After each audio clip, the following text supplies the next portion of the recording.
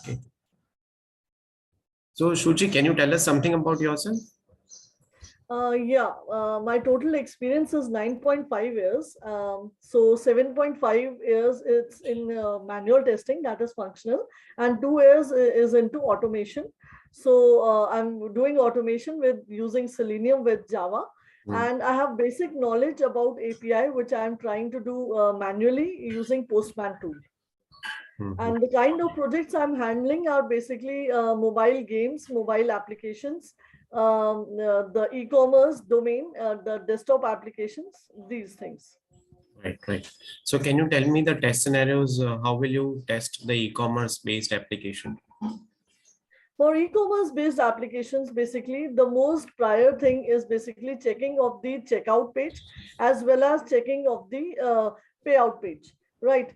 Firstly, like I will start with when you place an order in an application, you have to check like the order is properly placed on reflecting on the page or not, the shopping cart.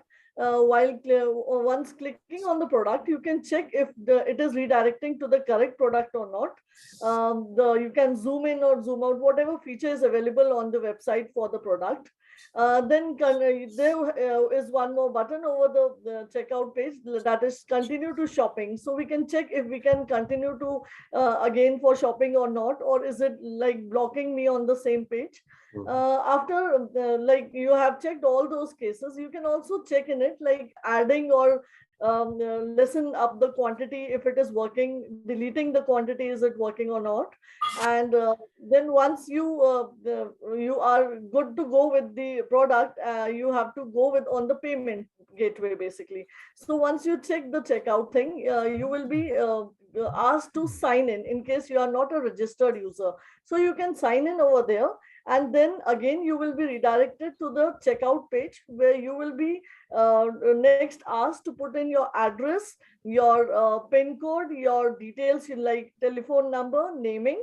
And when you put all those details, you will be further asked for the payment gateway or the mode of payment, basically what you are up to, like whether it is through cash or any credit card or debit card. Those things will be asked over there.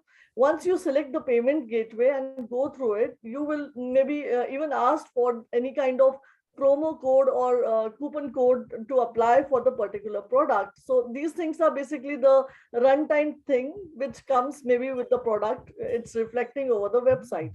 So once you check out the page, you perform the payment also, then you should get the confirmation regarding the product placed.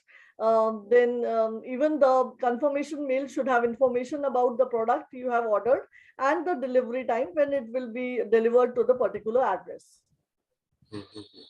Okay, fine.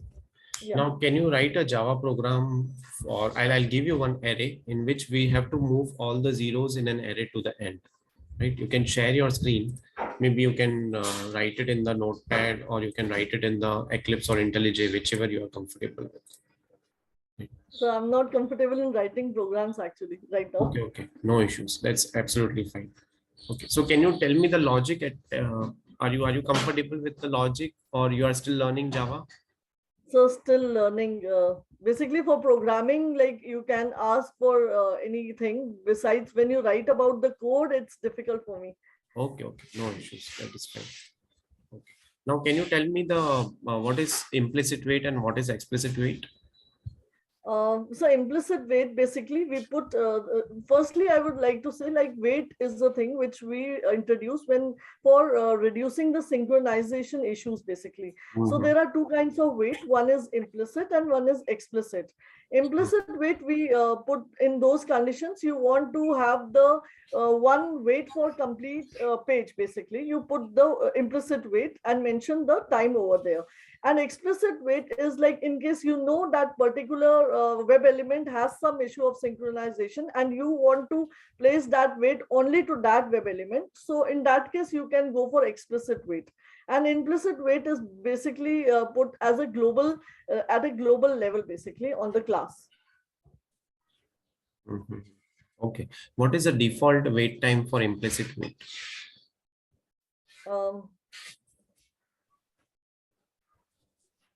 It's 5 seconds. Yeah, it's actually 30 seconds, right? 30 They seconds. provide a default waiting time for 30 seconds between each consecutive test type, or you can say command, across the entire test script. Okay. Now, how do you write the test cases? Do you use some test management tool, or do you use Excel file to write test cases? We use this Excel file basically. And for bug tracking, we are using Mantis. Okay, great. Great. Is it possible to integrate JMeter with Selenium? Yeah, it is possible. So how can we achieve Because that? Yeah. I have not worked on JMeter, but I have the idea like now the performance tool is also integrated with the Selenium further. And basically, people are going for JMeter just for the performance thing where you can measure like for how many virtual users and the application is basically working, and how you can increase the threshold and get to know the application is sluggish or whether it is good to go. These things, stress, load, all those points are basically tested using JMeter with Selenium.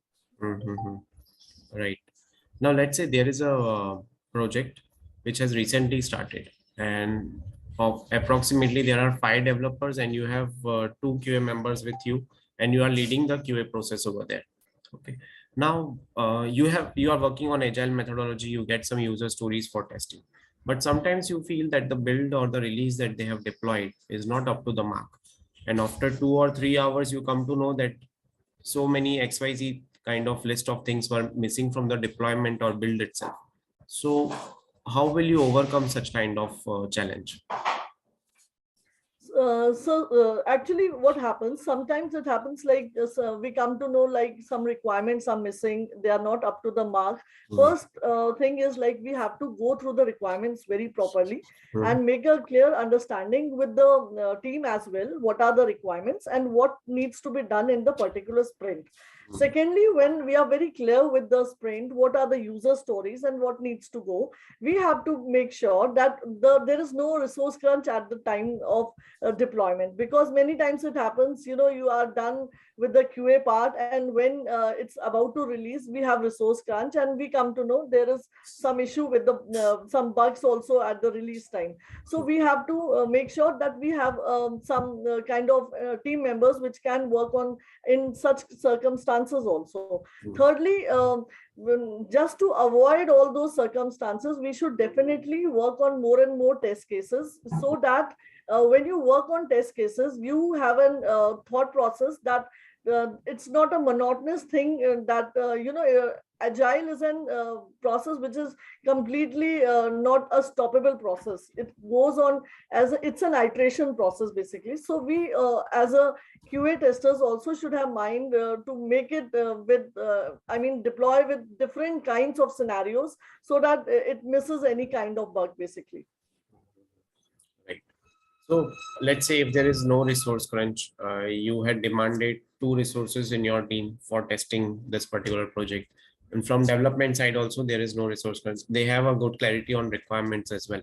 But sometimes, these are deployment issues that you are getting in the project. Sometimes they have not checked in the code 100%, or sometimes in the deployment their code has not come. So still the things which you were feeling that you would be working in the build or release are not working as per the expectations, right?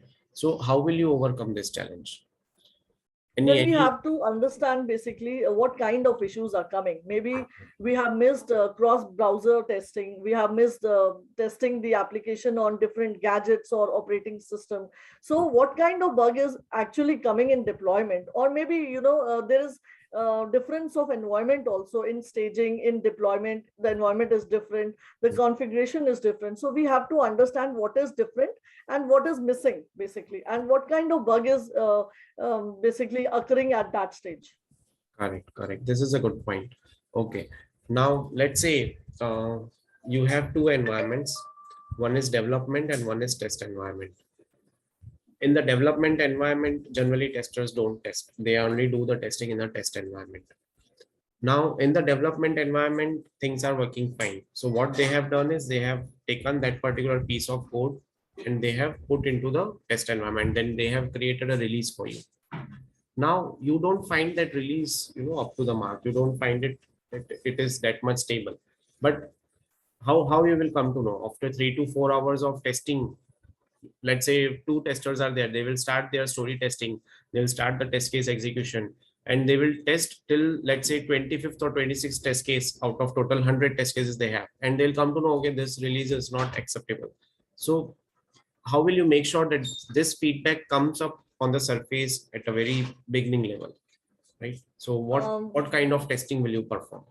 Yeah, for very beginning level, basically, we have to make sure we are done with smoke testing, basically. Because if I talk about an example of my project in mobile gaming also, smoke testing have the test cases like we first of all check what all permissions are already added in the application. Maybe it is missing any kind of permission, which is very important to adhere and add in the application. Secondly, we can check like what kind of what is the size of the application, is it increased in, and we have to ask with the development team also why the size has increased, what is the reason of increase of size.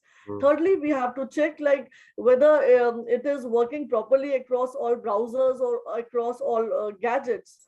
So these points basically are covered in at the time of smoke testing itself, and when we get the thing like it is good to go in smoke, then only we consider all other test cases. Fine. Yeah, so that's a good point. Smoke testing should be done. Okay. Now, can you tell me the generic test scenarios if you have some mobile application to be tested? What all test scenarios from positive and negative testing point of view will you perform?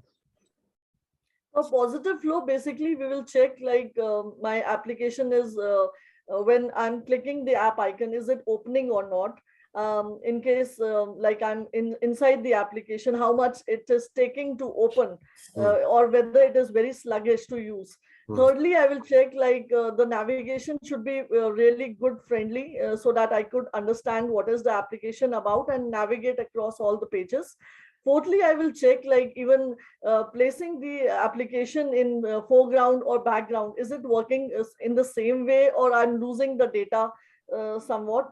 On fifthly, like in case I have an access of server end also, I will check like the transaction, whatever the activities I'm doing on the application, is it reflecting properly on the dashboard end also or not? So these are the positive test scenarios, like the according to requirements, it should work. In negative scenario, basically, I will check like how the application behaves online and offline, how the application behaves when there are interruptions, like any kind of SMS or any kind of calls are coming, how it is behaving. Thirdly, I can also check with the like mobile applications in iOS also, we have push notifications. So clicking the push notifications, whether they are exactly opening the app or whether the app is getting crashed at that moment, then I can check the what kind of alerts basically the application should show when we have one permission of vibration also added in Android apps and iOS. So is it really vibrating when sound is off? So all those things are tested in positive as well as negative scenarios. Correct. Looks good.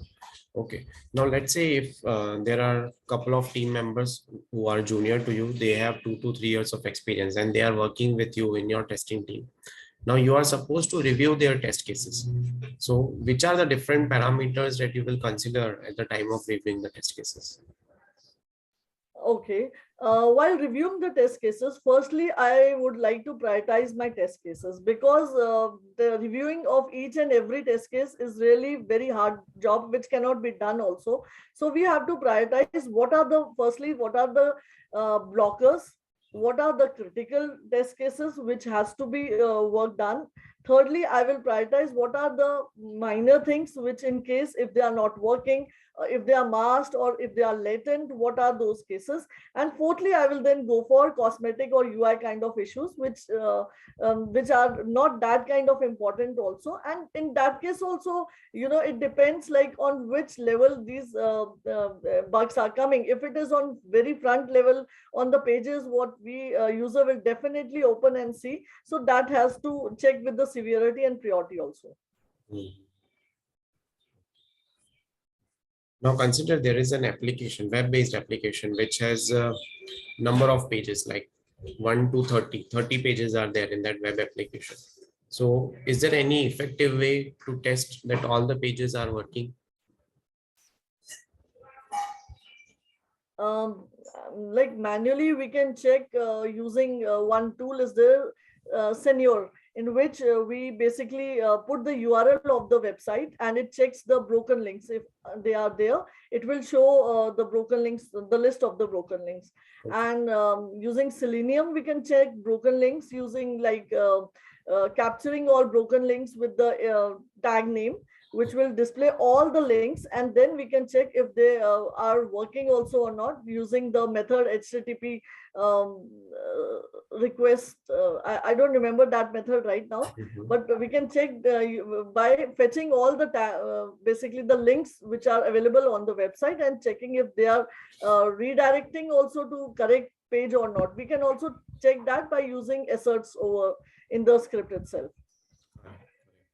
So what is the difference between data-driven framework and keyword-driven framework? I have an idea about the data-driven framework. Like in data-driven framework, basically you fetch the data from the Excel sheet in which you use a third-party tool that is Apache POI. And like in my company also, they are using data-driven framework in which they are running their test scripts using TestNG XML. And for triggering the test script, they are using Maven, through which the trigger is a pom.xml file, basically. Mm-hmm. So data driven is basically used when you have to fetch a lot of data. I mean, it's very difficult to test the application with several data. So you can fetch that with the help of Apache POI. Correct. Okay. Now consider there are almost 500 test cases, for example, for your application, which cover end-to-end testing. Okay. Now the management comes and tell you that you have to convert all these test cases to automation. So what would be your strategy? What would be your approach? See, all test cases cannot be definitely converted into automation, because even there are some test cases, there will be some test cases which can be very easily tested manually. And there must be some test cases. Basically, the Selenium tool is meant for those test cases automation, which are very continuously, like they are fall into the regression part. You can't run the same test cases again and again. You put it into the automation scripts. So we have to select what kind of test cases basically we can convert into automation. Also, we can take into consideration the smoke and sanity test cases, which can be added into the automation script as well. But the test cases which are very easy to do manually, we can definitely go with manual testing, because leaving manual testing always plays a role even when you are doing the automation. Correct. So that is a very valid point. Out of 500, all the 500 cannot be automated. So you will be first filtering some of the negative test cases would be there. You will be filtering them. Then you will also consider the test cases that are, as you were mentioning, the regression point of view or from business high priority point of view. So those you can segregate and you can target them first for the automation.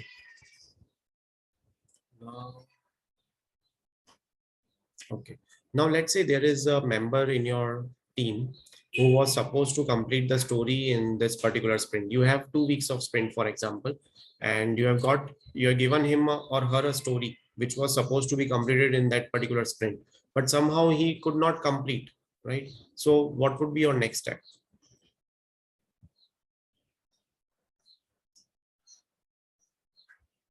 Right. So there was a user story. He was not on leave also. He was working, but somehow that story has not completed within the time range of sprint. So what would you do?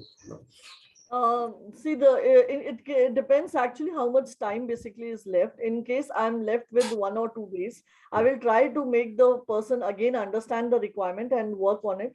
But in case there is a time crunch also and we don't have time to understand and then work on it, then definitely I will work, have the meeting with product owner in case like it is not very important, and we can put into the next sprint and go with it. Okay. That can be one of the way out for this. One of the way. Or you can basically, if you have someone free, so you can allocate him to the task so that together if combined that they can do. Okay. Now consider next scenario. Suppose you have given a green signal or sign off for one particular story or feature in the sprint 1. Now you come to sprint 2 and you are able to find some of the defects for the story which was there in the sprint 1, and it is impacting sprint 2 story also. Some of the integration scenarios are there. So what would be your test strategy for this sprint 2 basically? Basically, that means like for sprint 1, the proper regression testing was not conducted. Mhm. So we have to definitely release a patch build for that, which will do the regression and also have the new implementations in it. That will go in sprint 2. Correct. What is hotfix? Hotfix is basically exactly a build which you are putting, giving a fix of what went wrong in the last build, and it's done immediately, basically. Okay. Okay, Shuchi, I am done with the interview. Do you have any questions for me? Yes, sir. Actually, you can give me the feedback, and I am learning automation, but I feel very nervous when you talk about writing the code, and because I'm spending most of the time in Selenium learning. Also, it's not that, but yes, I feel very much nervous when I talk about the code. So, is it important at my stage I have to go through each and every Java code and understand like how it goes? Yeah. So see, currently, as you have mentioned, you have 7.5 years only experience in manual testing. You have got 2 years of experience in automation, right? So what the people or the organization where you will be giving the interviews, what they would expect that you should have a mix of knowledge of both. Manual testing, you have a good knowledge. You were able to answer, in a much confident, or you were able to understand the situations and respond accordingly in real-time questions also. But from automation perspective, at least if you don't have that much hands-on experience in Java, what you can do is you can tell them the logic on a high level. For example, let's say the question was on putting all the zeros in an array at the end. Okay, so what you will have to first look is you will have an array with 6 elements. For example, 3 are non-zero elements and 3 are zero elements. Okay, so what you have to do is you have to put a for loop first. You will be traversing for each and every element in an array, and then you will be Exactly. also keeping an if condition to determine if that element which you are processing is a zero element or it's a non-zero element. Right? Exactly. Right. If it's a zero element, then you will process it at the end, or if it's a non-zero element, then you will target it first, because we are supposed to, that is what the output is, we are supposed to keep the non-zero elements first and zero element at the end, right? Right. so Right. so so what you can do is you don't need to write each and every program, that is fine, the answer that you told, but you can tell them, okay, on a very high level logic basis, you can tell them the logic, so at least they know, okay, behind the scenes she is knowing. Because ultimately they won't ask you to write the Java programs, but let's say tomorrow you are already working as a QA manager or QA lead position.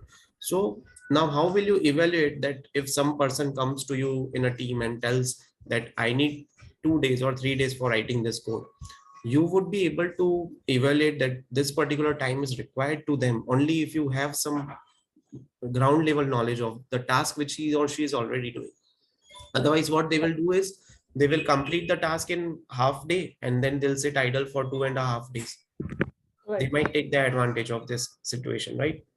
Ultimately the company will be suffering due to this, and then slowly and gradually they'll do the analysis, and then this would be the outcome, right? So that is why what you can do is you can keep some ground level knowledge with you, so at least when not only within the team, or let's say tomorrow you have to do some conversation with the development team, you have raised a defect and they are telling no, this much time is taken, that is fine.